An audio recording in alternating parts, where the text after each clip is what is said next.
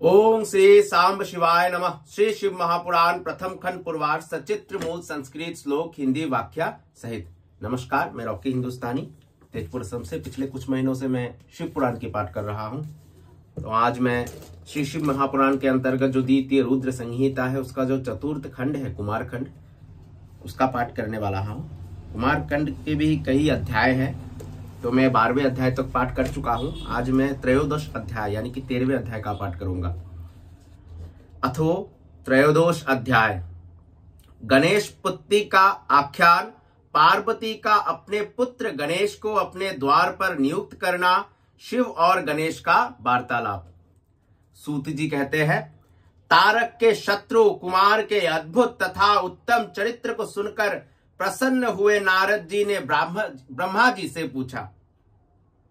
नारद जी बोले, हे देवदेव, हे प्रजानाथ, हे शिव ज्ञान निधे, मैंने आपसे कार्तिकेय का अमृत से भी उत्तम चरित्र सुना। अब मैं गणेश जी का उत्तम चरित्र सुनना चाहता हूँ। उनका जन्म एवं चरित्र अत्यंत दिव्य तथा सभी मंगलों का भी मंगल करने वाला है। सूत जी बोले, उन महामुनि नारद का ये वचन सुनकर ब्रह्मा जी प्रसन्नचित हो गए और शिव जी का स्मरण करते हुए कहने लगे। ब्रह्मा जी कहते हैं, कल्प के भेद से गणेश जी का जन्म ब्रह्मा जी से भी पहले कहा गया है। एक समय शनि की दृष्टि पड़ने से उनका सिर कट गया और उस पर हाथी का सिर जोड़ दिया गया। अब मैं श्वेत कल्प में जिस प्रकार गणेश जी का जन्म हुआ था उसे कह रहा हूं, जिसमें कृपालु शंकर जी के द्वारा उनका शिरच्छेदन किया गया था। हे मुने, शंकर जी सृष्टि करता है, इस विषय में संदेह नहीं करना चाहिए। वे सबके स्वामी हैं। वे शिव सगुण होते हुए भी निर्गुण हैं। हे मुनि श्रेष्ठ, उनकी लीला से ही इस विश्व का सृजन, पालन तथा संहार होता है। अब आदर पूर्वक प्रस्तुत चरित्र सुनिए। शिव जी के विवाह के उपरांत कैलाश चले जाने पर कुछ समय के बाद गणेश जी का जन्म हुआ। किसी समय पार्वती की सखिया जय तथा विजया पार्वती के साथ मिलकर विचार करने लगी। शिव जी की आज्ञा में रहने वाले नंदी, भृंगी आदि अनेक और असंख्य प्रमथ गण हैं। यद्यपि वे हमारे भी गण हैं, फिर भी शंकर की आज्ञा का पालन करने वाले वे सभी द्वार पर स्थित रहते हैं। स्वतंत्र रूप से हमारा कोई भी गण नहीं है। यद्यपि वे सब हमारे भी है, किंतु हमारा मन उनसे नहीं मिलता है। इसीलिए है अनघे, हमारा भी कोई स्वतंत्र गण होना चाहिए। अतः आप ऐसे एक गण की रचना कीजिए।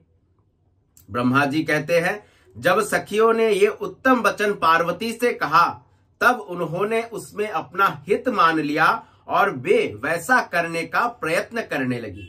इसके बाद किसी समय जब पार्वती जी स्नान कर रही थी, उसी समय द्वार पर बैठे नंदी को डांटकर शंकर जी भीतर चले गए। शिव जी को असमय में आता हुआ देखकर स्नान करती हुई वे सुंदरी जगदम्बा लज्जित होकर उठ गई।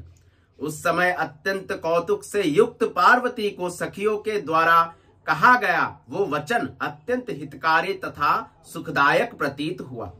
इसके बाद कुछ समय बीतने पर परमाया परमेश्वरी पार्वती ने मन में विचार किया कि मेरा भी कोई ऐसा सेवक होना चाहिए जो श्रेष्ठ हो तथा योग्य हो और मेरी आज्ञा के बिना रेखा मात्र भी इधर से उधर विचलित ना हो। इस प्रकार विचार कर उन देवी ने अपने शरीर के मैल से सर्व लक्षण संपन्न शरीर के सभी अवयवों से सर्वथा निर्देश समस्त सुंदर अंग वाले विशाल सर्व शोभा संपन्न एवं महाबली तथा पराक्रमी पुरुष का निर्माण किया। पार्वती ने उसे नाना प्रकार के वस्त्र, अनेक प्रकार के अलंकार तथा अनेक उत्तम आशीर्वाद देकर कहा, तुम मेरे पुत्र हो, तुम ही मेरे हो और यहाँ कोई दूसरा मेरा नहीं है। इस प्रकार कहे जाने पर उस पुरुष ने पार्वती को नमस्कार कर कहा। गणेश जी कहते हैं, आपका क्या कार्य है? मैं आपके द्वारा आदिष्ट कार्य को पूरा करूंगा। तब उनके द्वारा इस प्रकार कहे जाने पर पार्वती ने पुत्र से कहा। शिवा बोली, हे तात, मेरे वचन को सुनो, तुम आज मेरे द्वारपाल बनो, तुम मेरे पुत्र हो, केवल तुम ही मेरे हो, तुम्हारे अतिरिक्त यहाँ मेरा कोई नहीं है। हे सुपुत्र, मेरी आज्ञा के बिना कोई भी मेरे घर के भीतर किसी प्रकार हट से भी ना जाने पाए। हे तात, ये मैंने तुमसे सत्य कह दिया। ब्रह्मा जी कहते हैं, हे मुने, पार्वती ने इस प्रकार कहकर एक अत्यंत दृढ़ लाठी उसे दी और उस बालक के सुंदर रूप को देखकर वे हर्षित हो गई।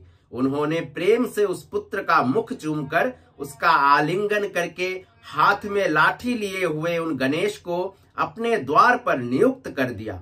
हे तात, इस प्रकार वो महावीर देवी पुत्र गण पार्वती माता की रक्षा के लिए हाथ में लाठी लिए हुए द्वार पर पहरा देने लगा। एक समय अपने पुत्र उन गणेश्वर को द्वार पर नियुक्त कर वे पार्वती सखियों के साथ स्नान करने लगी। हे मुनिश्रेष्ठ, इसी समय परम कौतुकी तथा अनेक प्रकार की लीलाएं करने में प्रवीण वे शिवजी भी द्वार पर आ पहुंचे। तब गणेश ने उन शिवजी को बिना पहचाने कहा, हे देव, इस समय माता की आज्ञा के बिना आप भीतर नहीं जा सकते। माताजी स्नान कर रही है, कहाँ चले जा रहे हैं? इसी समय यहाँ से चले जाइए। इस प्रकार कहकर गणेश ने उन्हें रोकने के लिए अपनी लाठी उठा ली। उसे देखकर शिवजी बोले, हे मूर्ख, तुम किसे मना कर रहे हो? हे दुर्बुद्धे, तुम मुझे नहीं जानते, मैं शिव हूँ, कोई दूसरा नहीं। इस पर गणेश ने लाठी से शिवजी पर प्रहार किया। तब बहुत लीला करने वाले शिवजी ने कुपित होकर पुत्र से कहा। शिवजी बोले, हे बालक, तुम मूर्ख हो, तुम मुझे नहीं जानते हो, मैं पार्वती का पति शिव हूँ। हे बालक, मैं तो अपने ही घर जा रहा हूँ, तुम मुझे मना क्यों करते हो? ब्रह्मा जी कहते हैं, हे विप्र, ऐसा कह घर में प्रवेश करते हुए उन शंकर जी पर गणनायक गणेश ने क्रोध करते हुए पुनः डंडे से प्रहार किया। तब अत्यंत कुपित हुए शिवजी ने अपने गणों को आज्ञा दी, हे गणों, देखो ये कौन है और यहाँ क्या कर रहा है? ऐसा कहकर लोकाचार में तत्पर रहने वाले तथा अनेक अद्भुत लीलाएं करने वाले शिवजी महाक्रोध में भरकर घर के बाहर ही स्थित रहे। इस प्रकार श्री शिव महापुराण के अंतर्गत द्वितीय रुद्र संहिता के चतुर्थ कुमार खंड में गणेश उत्पत्ति वर्णन नामक 13वां अध्याय पूर्ण हुआ। धन्यवाद। आने वाले अध्याय यानी अथो चतुर्दशोध्याय में हम द्वार रक्षक गणेश तथा शिव गणों का परस्पर विवाद, तो कैसे भगवान शिव के जो गण थे नंदी, भृंगी, और जो माता जी ने अपने हाथों से गण का निर्माण किया पुत्र का गणेश जी, उन दोनों पक्षों के बीच कैसे विवाद होता है बातों का, उसके बारे में जानेंगे। तब तक के लिए धन्यवाद। सांब सदाशिव, सांब सदाशिव, सांब सदाशिव।